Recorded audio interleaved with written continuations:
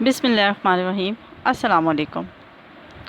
ہم میں سے بہت سے ایسے لوگ ہیں جو شکایت کرتے ہیں، جو کبھی کبھی رب تعالیٰ سے اپنی ناراضگی کا بھی اظہار کرتے ہیں کہ ہماری دعائیں قبول نہیں ہوتی۔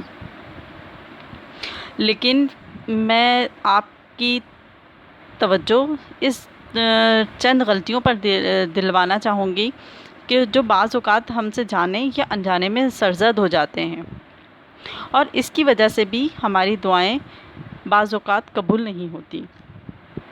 مثلاً ہم خدا کو تو پہچانتے ہیں کہ وہی ہے جو دینے پہ قدرت رکھتا ہے، پہچانتے ہیں کہ وہی ہے جو ہماری مدد کرنے پہ قدرت رکھتا ہے، وہی ہے جو ہماری پریشانیوں کو دور کرنے والا ہے، وہی ہے جو ہمارے دلوں کا حال جانتا ہے۔ لیکن ہم غلطی یہ کرتے ہیں کہ ہم اپنے رب کو تو پہچانتے ہیں کہ وہ مالک ہے، وہ کل کائنات کا مالک ہے، وہ دو جہاں کا مالک ہے، مگر اس کا حق ادا نہیں کرتے۔ بعض اوقات ہم نماز ادا نہیں کرتے، بعض اوقات دوسری غلطیاں ہم سے سرزد ہو جاتے ہیں۔ اسی طرح ہم محبت رسول صلی اللہ علیہ وسلم کا دعویٰ تو کرتے ہیں، بعض لوگ نعت خوانی تو مناتے ہیں، نبی کریم صلی اللہ علیہ وسلم سے محبت کا اظہار کرتے ہیں، بعض اوقات جو ہے ہم اپنے نبی اکرم صلی اللہ علیہ وسلم سے محبت کا اظہار تو کرتے ہیں، لیکن ہم جو ہے وہ ان کی بتائی ہوئی باتوں پہ عمل نہیں کرتے، ان کی سنت پہ عمل نہیں کرتے۔ ہم جو ہے وہ بہت سی غلطیاں ہم سے سرزد ہو جاتی ہیں۔ اسی طرح ہم جو ہے وہ ہم عام انسان ہیں، تو ہم کیا کرتے ہیں، ہم جنت کی خواہش تو کرتے ہیں، مگر اس میں داخل ہونے والے عمل ہی نہیں کرتے، اپنے نفس کو برائی سے نہیں روکتے۔ اسی طرح ہمیں قرآن پڑھنے کا حکم دیا گیا ہے، اور قرآن کے ایک حرف کو پڑھنے سے 10 نیکیاں ملتی ہیں۔ اسی طرح اگر ہم نے 3 حرف پڑھ لیا جیسے الف لام میم تو 30 نیکیاں ملیں گی ہمیں، اور اس 30 نیکیوں کے بدلے ہمارے 30 گناہ جو ہے وہ معاف کر دیے جائیں گے۔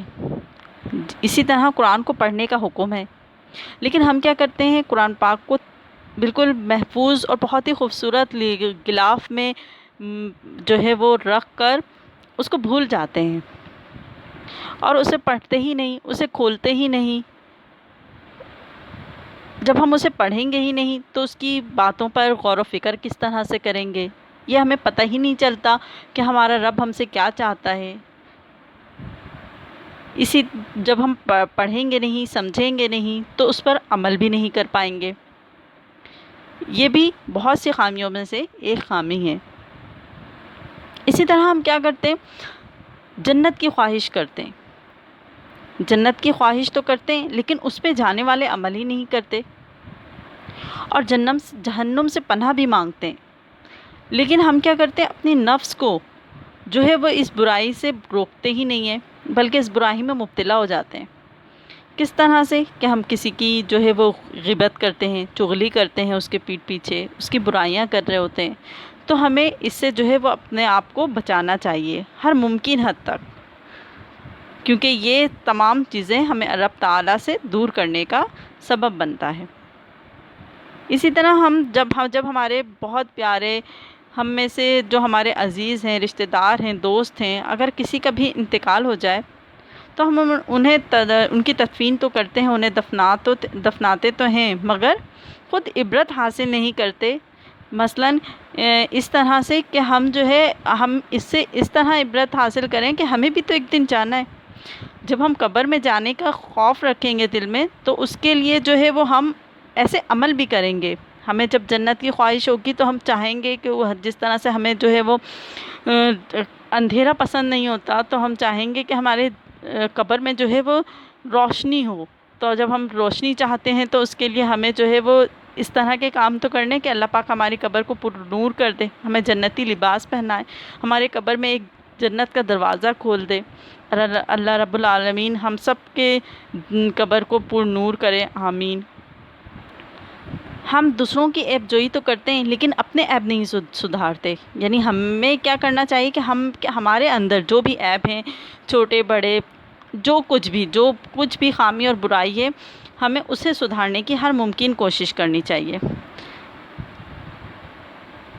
اور یہی ساری وجوہات ہیں، اور بھی بے بہا وجوہات ہیں جن کی وجہ سے اللہ رب العزت ہماری دعاؤں کو قبول نہیں فرماتے، یا ہماری دعاؤں کو قبول فرمانے میں بعض اوقات تاخیر کرتے ہیں۔ ان سب وجوہات کی بنا پر ہماری دعائیں قبول نہیں ہوتی۔ دعا قبول نہ ہونے کی 3 وجوہات ہوتی ہیں، یا تو وقتی طور پہ روک دی جاتی ہے، یا اس کا جو ہے وہ صلہ آخرت میں دیا جائے گا۔ تو اسی لیے ہمیں جو ہے وہ ان سب اگر ان سب کام یہ سارے کام ہم سے سرزد ہوتے ہیں تو گزارش کروں گی کہ ان سب کاموں سے بچیں، تاکہ اللہ رب العزت سے جب ہم عاجزانہ، اول تو ہمیں عاجزانہ اور دل سے بالکل دعا کریں کہ اللہ رب العزت ہماری بے شمار خطاؤں کے باوجود وہ بخشنے والا ہے۔ اس لیے جب آپ دعا کریں تو سب سے پہلے استغفار کریں کہ اپنے رب سے اپنے گناہوں کی معافی مانگیں، اور پھر اپنے حاجتوں کو اللہ رب العزت سے التجا کریں کہ بے شک وہی تو ہے جو دینے پہ قدرت رکھتا ہے، وہی تو ہے جو ہماری جھولیوں کو بھرنے پہ قدرت رکھتا ہے، وہی تو ہے جو اپنے خزانوں سے ہمیں بھی نوازنے پہ قدرت رکھتا ہے۔ تو اس بات پر کامل یقین رکھیں کہ اللہ رب العزت ہی ہمیں نوازنے پہ قدرت رکھتے ہیں، اور وہ ہماری دعاؤں کو ضرور قبول فرمائیں گے۔ اللہ رب العزت ہمیں ہر برائی سے بچائے اور نیک عمل کرنے کی توفیق دے، اور ان نیک عمل پر عمل ہم خود بھی کریں اور اسے دوسروں کو بھی ترغیب دیں کہ ہم برائیوں سے دوسروں کو بھی روک سکیں اور نیکی کی راہ پہ لا سکیں۔ آمین، آمین، آمین۔